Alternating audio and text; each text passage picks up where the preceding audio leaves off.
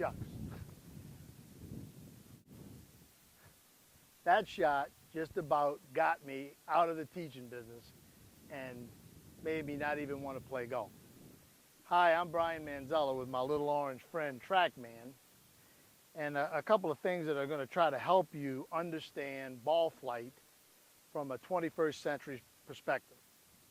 There's been so much information about ball flight available for golfers, at least for the last 40 years, but most of it's been wrong. And today, with the help of some Doppler radar technology, I'm going to try to explain to you what makes the ball go straight. Now, first we got to look at what happened on that shot. TrackMan gives you lots of data. Tells you what the ball did after the ball left the face, how high it went, how far it went, how much spin it had.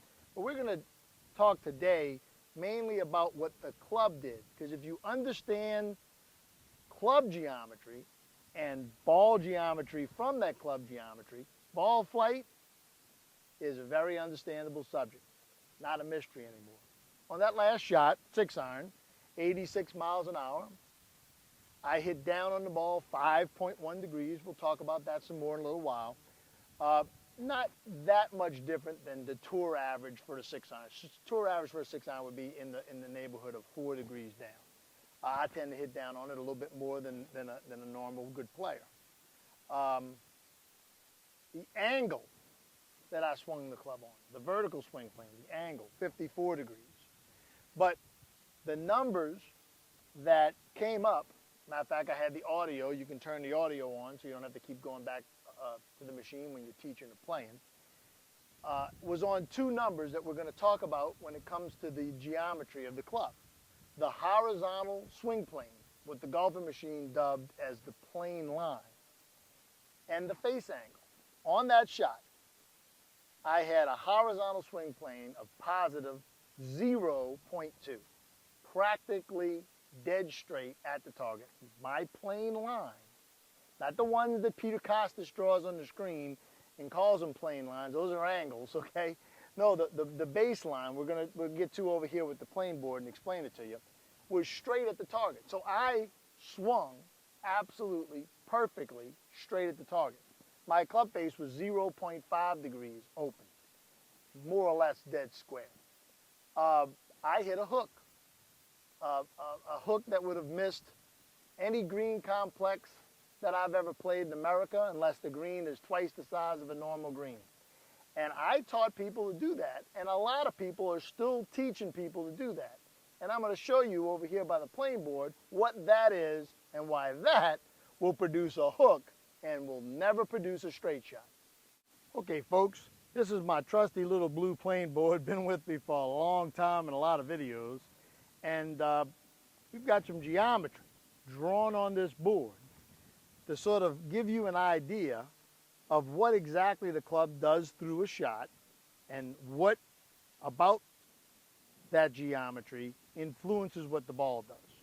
Okay, so this is a curve representing pretty much what the club would do as it went back and made a swing and then starts coming down on the downswing and passing down that black line, hitting the ball somewhere on that curve, and then exiting on this plane. Every golf swing is on plane. The plane may not be pointing in the right direction. It may be on a strange angle. The ball may get hit anywhere on this circle, but everybody has a swing that is on plane and hits the ball somewhere on that plane if you're making contact. Now, okay, if you whiff it, all bets are off. Or if you're topping it, you've got what Homer Kelly called concentric circles.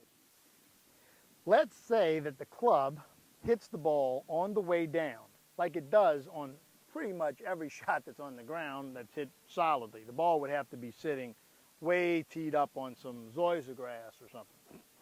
So on this particular shot that I hit the ball when the club was 5.1 degrees traveling downward. Now, for the sake of simplicity, I just drew this red arrow. It's probably on about a 10-degree angle, but you're going to get the picture.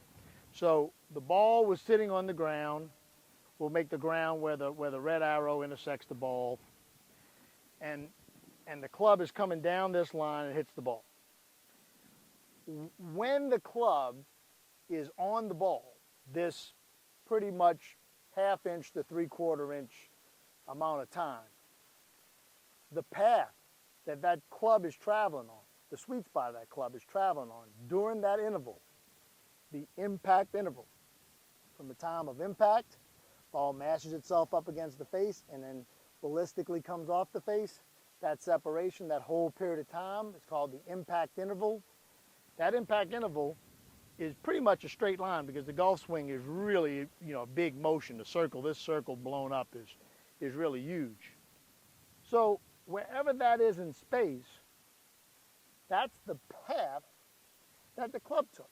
So here I was, swinging my golf club, perfectly up a plane, perfectly down a plane, and perfectly back up the other side. They got line drawing programs that people use to teach golf, and they're all useful in their own way, but at the end of the day, what I just did was, I had a horizontal plane line, that's the base of this board, that was perfectly straight. I had a club face that to the target was perfectly square, and I hit a hook. Now how did that happen? Well, because that path, that red arrow we just showed you, was not straight. So if I took this little pointer club right here and put it on the red arrow, you can see that that is, I'll do it from this angle right here, downward and outward to the board, outward. As a matter of fact, we have the exact numbers over here on TrackMan. It was exactly 3.9 degrees to the right. Now, obviously, this arrow is more than 3.9 degrees to the right, but illustrative purposes right here. Okay, so the actual path that influenced the ball was 3.9 degrees inside out. The club face was square, the ball hooked, because there's this thing called the D-plane. And here's the D-plane. The bottom of the D-plane rests on this incline plane. So in this particular case, it's the orange stick and the red arrow on this board. Okay, give you a little different angle. Obviously not straight down the line. I want you to see the from a couple different views. Okay, that's the bottom of the D-plane, the true path in space that the sweet spot was traveling on. Not just its inside outness to the ground, but how down it was. In my case, 5.1 degrees down, wasn't level 3 degrees inside out, it was down, and 3.9 degrees inside out. So that's this first line. We'll try to get back online with the camera here.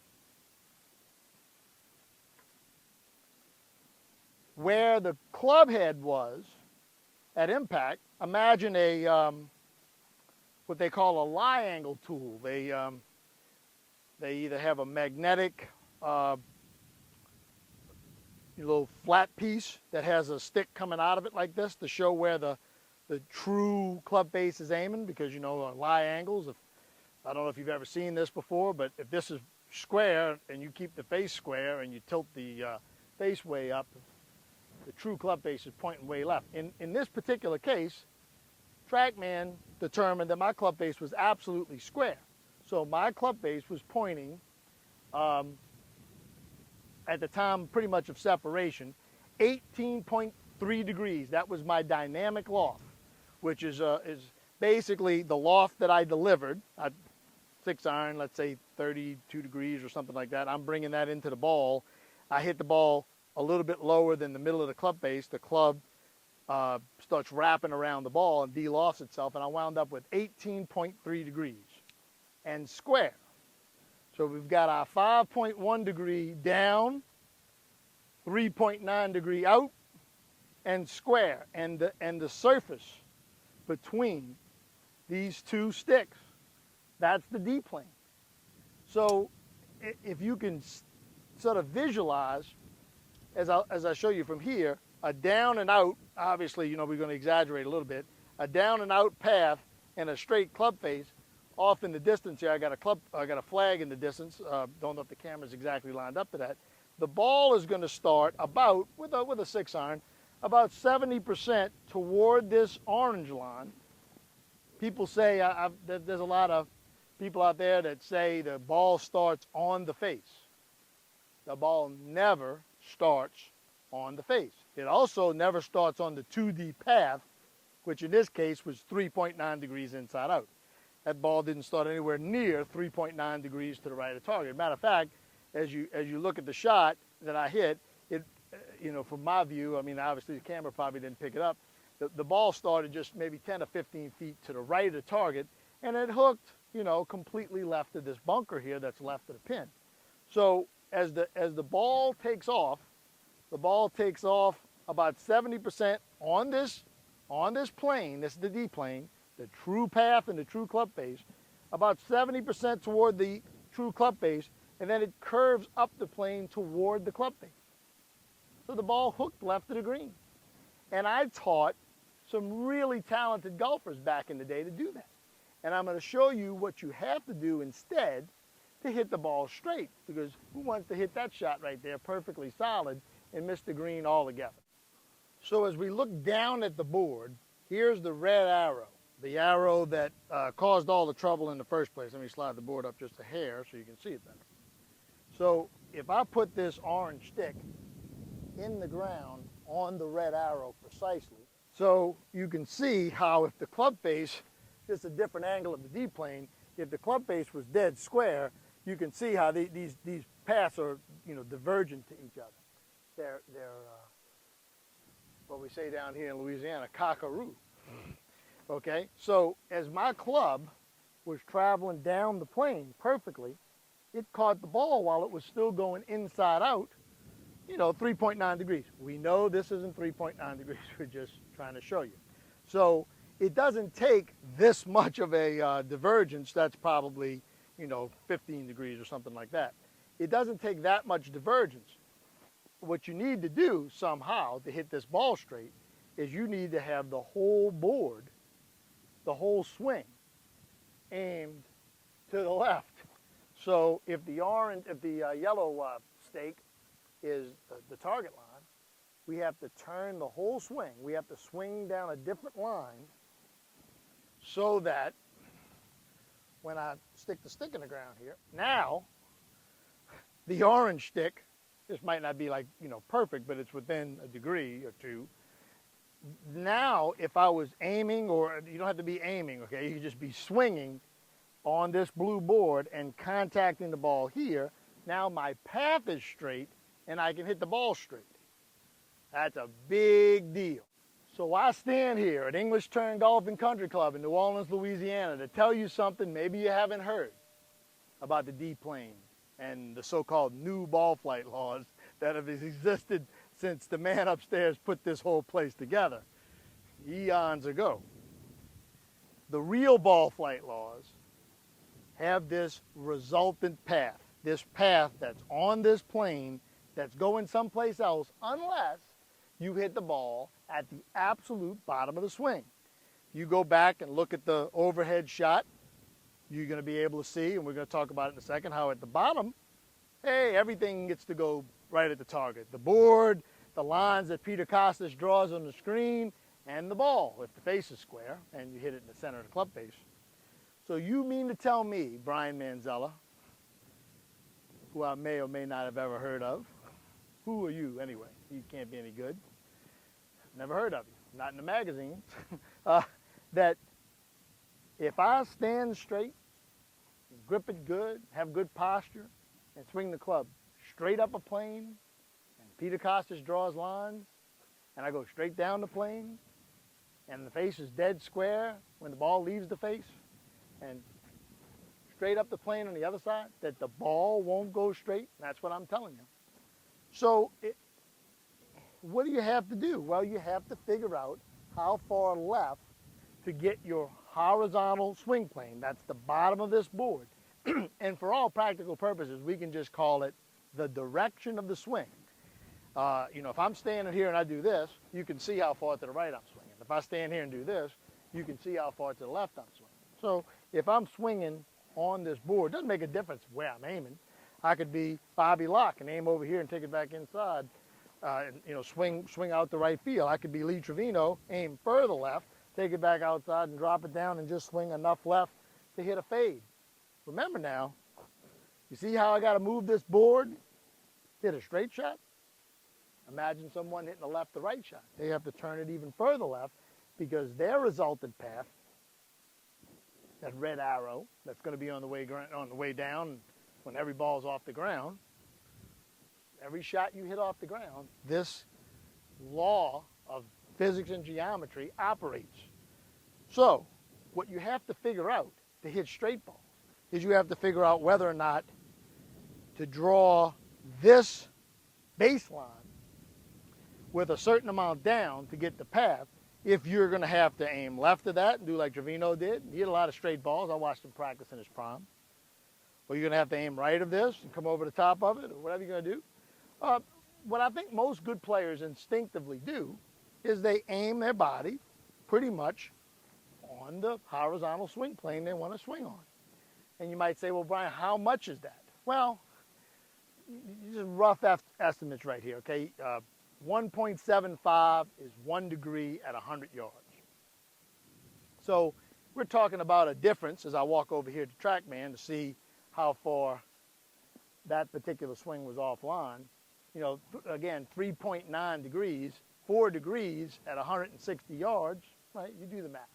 Let's say 3 yards for every degree. I mean, that's 12 yards to the left. So if I was going to reproduce that swing, I really don't have to swing any different except for the club face. I just need to aim that swing I just made to the left, swing that way, have the same angle of attack, zero out my path, not my plane line, and have the club face square to the target, not to this board, and I'll hit a straight shot. And I'm going to do that for you right now. Don't need my board for that. And what I'm going to do is I'm going to turn on the audible on TrackMan, not for the horizontal swing plane, but for the true path. Be nice if I could pull this off, just walking over here and doing it. But, Michael Breed has to do it on TV, and he gets a couple takes, right? So to me, okay, I don't know how well the video shows the flags out here on the range, but this first flag that's 70 yards away is not where TrackMan nor I want the ball to go. The second flag in the distance, so to the right, there's a girl golfer for Tulane University down there in the orange. You might see her practicing. So slightly to the left of that. I'll picture a spot, about 10 yards to the left of the target, maybe, 25 feet, something like that. And I try to aim right there. In this case, it's really not that different than this first pin. And then I try to sell myself on the idea that I'm just trying to hit a good old-fashioned straight shot at that spot. But I'm going to have the club face open to where all this direction of swing is going. That's a stone cut shot. Not bad. It's probably going to be 15 feet from the hole. So on that shot, I overcorrected just about by the same amount that I, showed you originally. I actually had my club path go 3.6 degrees to the left. Now, I've been hitting a lot of cut shots when I'm playing, and what you got to understand is for this yellow, well, in this case, the yellow line is the front line. For this red line, for that downward and outward resultant path, to be pointing the 3.6 degrees left, that really good fade, just to give you my numbers there, about the same amount downward, about the same amount angle, about the same vertical swing plane, about the same dynamic loft, 3.6 outside in and down. Let's look at this from a deep plane perspective. My true path, right? The only thing the ball knows about. 3.6 to the left and 5 degrees down, and the club face was 2 degrees to the left and 20 degrees up. So the ball starts 3/4 of the way, more or less, to the orange stick and curves up the plane. In this case, the ball landed about 12 feet you know, to the left of the pin and kick toward the pin. It was a good shot if you're trying to hit a cut shot. So just understand this now. When you're hitting a fade that goes to the target, and you could reverse this for a draw, the club face has to be closed. You're hitting a draw that goes to your target. The club face has to be open. But let's see if the old Italian man can put up a little bit straighter swing than that. Give you some idea. Looking about 20 feet to the left of the pin, maybe 25. Trying to make a good backswing. So even if you zero out your path, that time the club face was closed 2.3 degrees. So that ball went left. My horizontal plane line, this board, had to be, for me to zero out that path, okay? Club face wasn't where we needed it to be, but I was worried about the path there for the sake of this video. 0.4 path with a 6.5 down, a little more down than I normally do, came over it a little bit or whatever, but a 4.8 negative left, whatever nomenclature you want to use, horizontal swing plane. So, you know, a lot of you at this point might be saying, well, if Brian can't do it, you know, what's the use of this? Well, you know, I'm a teaching pro. But I'll see what I can do for you right here.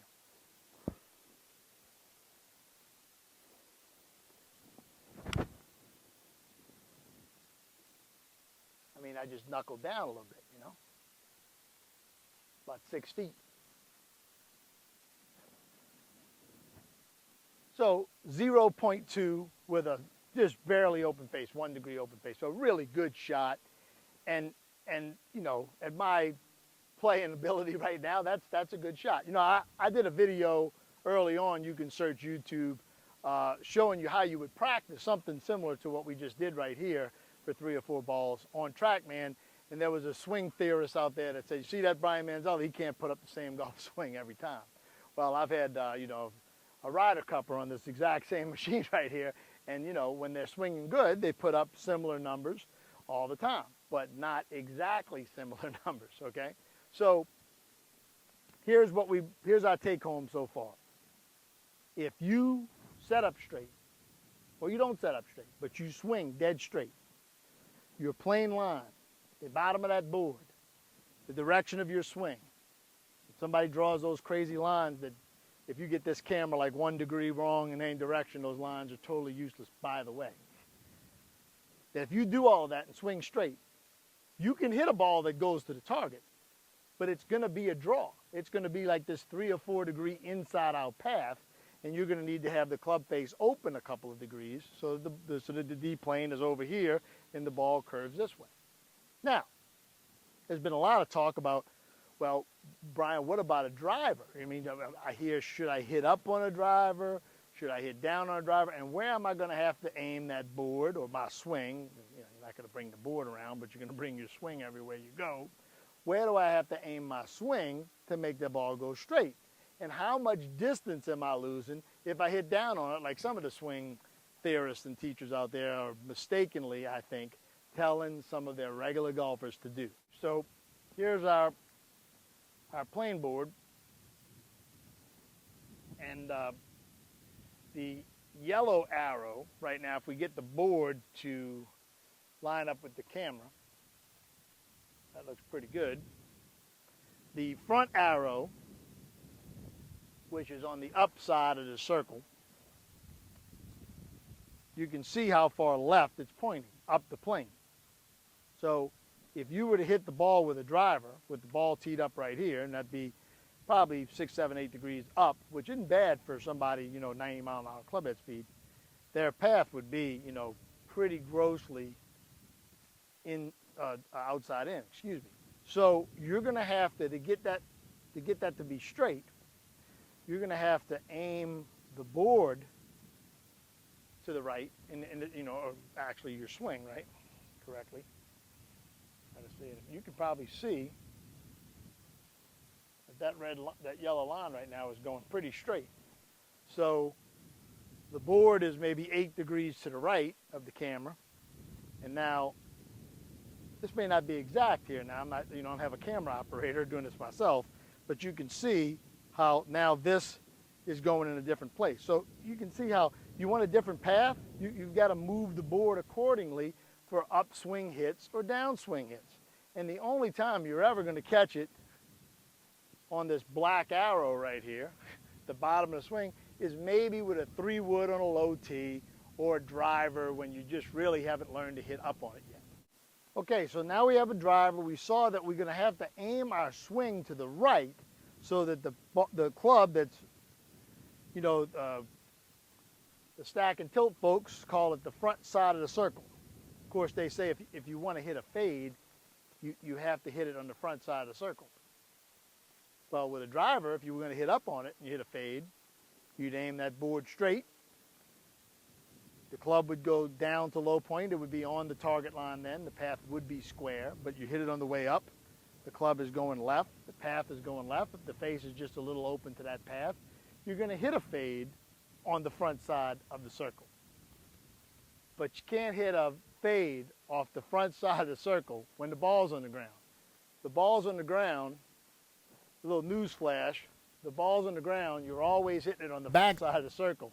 You have to move the circle way left to hit a fade, not hit, the front part of the circle, or where that idea even came from. So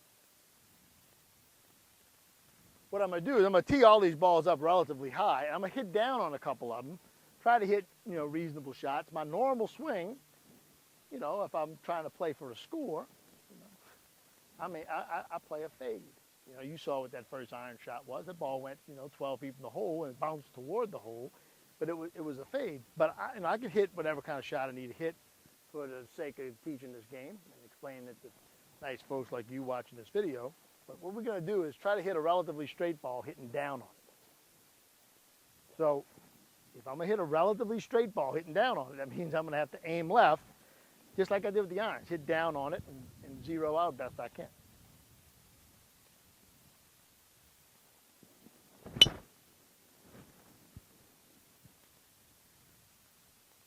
That ball's solid. 0.7. A 0.7 path and a 0.9 club face. I zeroed out. Boy, that ball went low. Okay, I only had 7 degrees of dynamic loft over here. And what we want to find out is how far the ball carried. The ball carried, now granted it went low, I'm not saying, but I didn't flip it. You're hitting down on the ball and you've got forward lean, you're going to de-loft the crud out of it. Does everybody realize that? Okay, so this is no, Tiger Woods isn't playing with this driver right here. This is an off-the-racker here with a nice little Cool Clubs, custom job on the shaft and the puring. But for the sake of this shot, I hit down on that. See how much? I hit down 6.2 degrees. Now, I'm not saying the Stack and Tilters or the Moradists or the Golfing Machine book literalists or any other group out there that tells you to hit down on a driver is telling you to hit down 6 degrees. But I zeroed out right there. I hit it down on it 6 degrees. And for crying out loud, the ball went 185 yards in the air with 99 miles an hour club head speed. 99.5. So for the practical purposes, 100 miles an hour of club head speed and a pretty dang centered hit, I flew at 185. I know that if I wouldn't have hit down on it so much, I know if I would have flipped it a little bit and added some loft. I know, but that's 185, okay? So I'm going to go ahead and aim to the right. Have to tee this up a little bit higher because I'm going to catch this sucker on the front side of the circle. I'm going to aim to the right. I'm going to stay behind it. I'm going to catch it on the way up. I'm going to try to zero out as much as I can, hitting it on the way up. I'm going to try to hit up on it 6 degrees just to give you the other side of the picture right here. Aim it out to right field. I might not zero it out, but I'll take that shot right there. Check out the numbers. So one of the things you need to understand, if you heard those numbers, 7.7 inside out swing, 5.2 open club face. That ball went practically right down the middle of the fairway because it's a draw. Now, I wouldn't recommend 7.7 with a 6-iron to anybody who I wanted to play bad on purpose. I mean, that's too much. But with a driver, the spin is very, very low when you're hitting up on it. That spin was 2478. The other one was in the 3000s. That ball flew 228, and my club head speed went down to 98.3 miles an hour. This is duplicated around the country as I go do tour stops teaching people. I'm going to be in Ann Arbor next week. You're going to see the same kind of thing. I can get anybody, well, not just me, anybody with a tool like this device. There's a couple of them on the market that are pretty good that can give you the downward and the spin. You can get 20, 30, that's 30, 40 yards right there, going from hitting down on the ball to hitting up on the ball. Now, when you hit up on the ball, it's kind of important to hit up on it correctly. And one of the things that I like to do is I like to tee it pretty high. I mean, you know, for crying out loud, if you tee it low enough, there's just no way you're going to hit up on it without drop kicking it. The second thing I do, and I do this for people that, you know, that try to hit up on it, is you want to set up behind the ball. There's an awful lot of talk about, you know, being centered over the ball and moving all your centers in front of the ball. And that's nice and well, but you ain't hitting up on the ball 1 degree with things in front of the ball, okay? You want to set up with most of your body behind the ball, with the ball pretty far forward. And then, you know, what a lot of people do when they move the ball forward is they sort of, you know, start facing the ball. You know, feel like, I always tell people, if Shaquille O'Neal was standing right here, his arm's long enough to push his shoulder back, Shaquille would say, hey, little Italian man, keep that shoulder back. Now my shoulders are square, but my head is way back here. And it's going to be probably back there when I you know, if I hit a ball this way off the property, which I'm not going to do. My head is going to be way behind the ball. Now, a good mental image for what the club's doing is it has to be pretty darn low to the ground right here to be able to hit up on the ball. Okay, so if you got the club, you know, really high right here, you're hitting down on it whether you like it or not. The image that I like to use is this image that there's a big, basically a sewing circle, like a hula hoop with a flat side. Now imagine that hula hoop with a flat side. We'll stick this in the ground to kind of give you an idea. Let's just say the hula hoop coming off of this is really big. People who hit down on it, right, are taking their club, sticking it underneath the hula hoop here, that sewing hoop, would hit the top of the club and it would just pop up and wouldn't go anywhere. Okay? Let's say the game is you're trying to make the little circle, this big flat hoop, go as far down the fairway as you can. Okay, well, hitting down on it's not going to do you very much good. You get a pop-up. If you hit up on it incorrectly by adding loft, I mean, all you're going to do is pick the darn thing up. It's going to be hit solid, but a pop-up.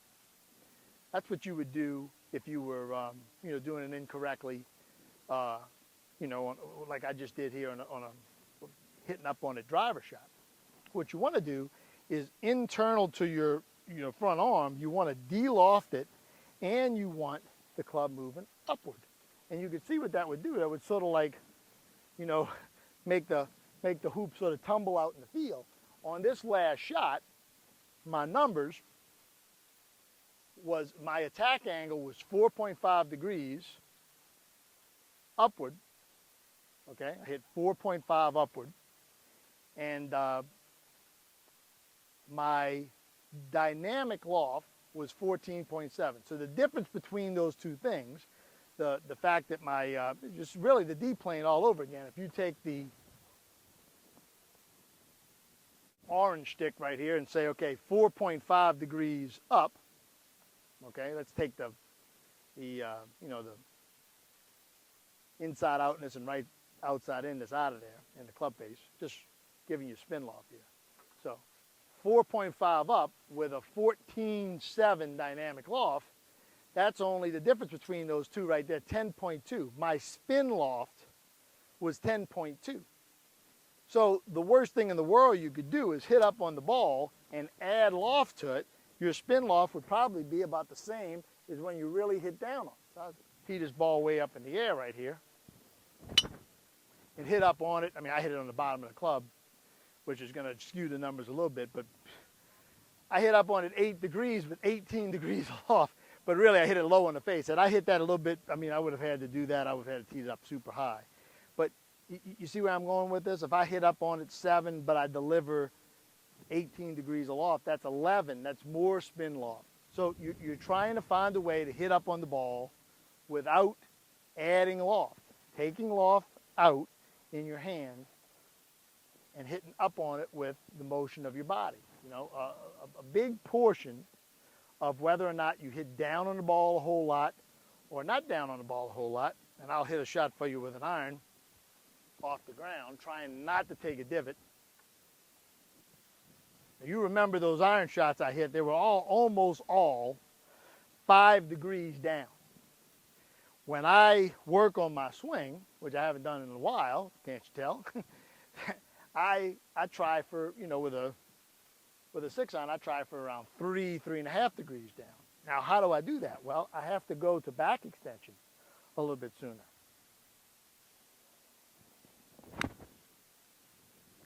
So I back extended so much, I'll explain that to you in a second, that my angle of attack was severely less than the downwards that I had back a little while ago.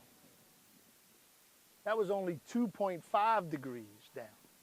So what we're finding, and for people who don't know this, and you got to give, you know, the Lord giveth and the Lord taketh away, I'm going to give credit to the stack and tilters and people all the way back to Mike McTeague, who developed, you know, the first 3D system that, you know, I ever heard of, and that's way, way back.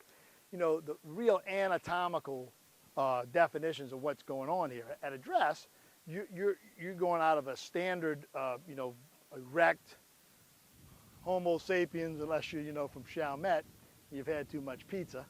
But, you know, erect posture, you're bent over. That's called flexion. So you're in the back flexion here at address.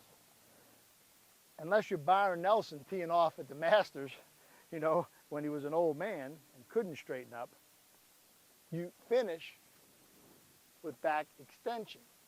And when you go from still having some forward bend to taking the forward bend out, it has an awful lot to do with how much downward you hit.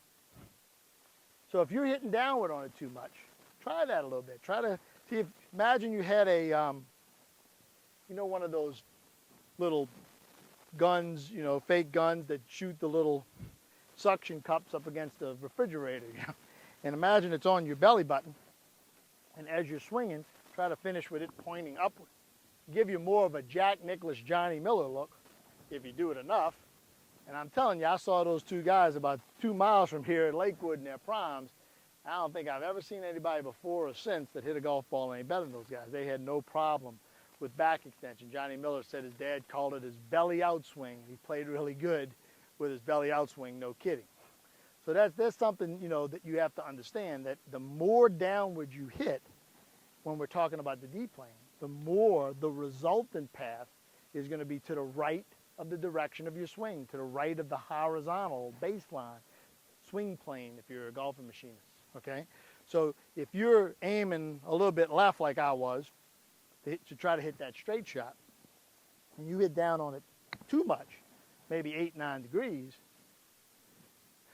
TrackMan doesn't like divots, you're going to see that, what, 8 degrees in that same, let's say, 25, 30 feet left of the pin swing, that's going to skew my path way, way, way, way to the right of where I want it. So controlling how much down you hit on the ball, understanding the resultant path and what you're going to have to do with at least the aim of your swing, not necessarily the aim of your feet or your shoulders or your hips, but the aim of the swing, I think will save a lot of people a lot of trouble.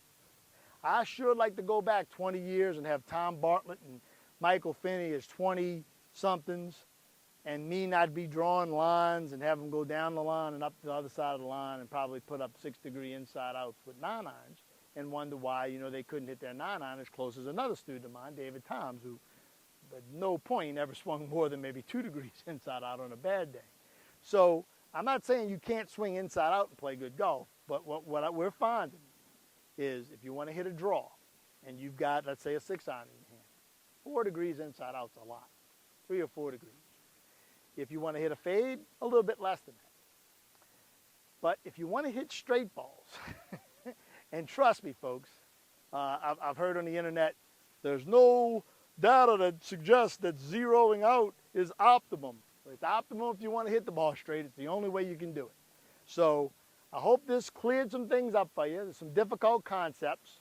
Be nice if I had a $400,000 TV studio with a bunch of different camera angles, but just me and my Z1U out here at English Turn with my little orange friend.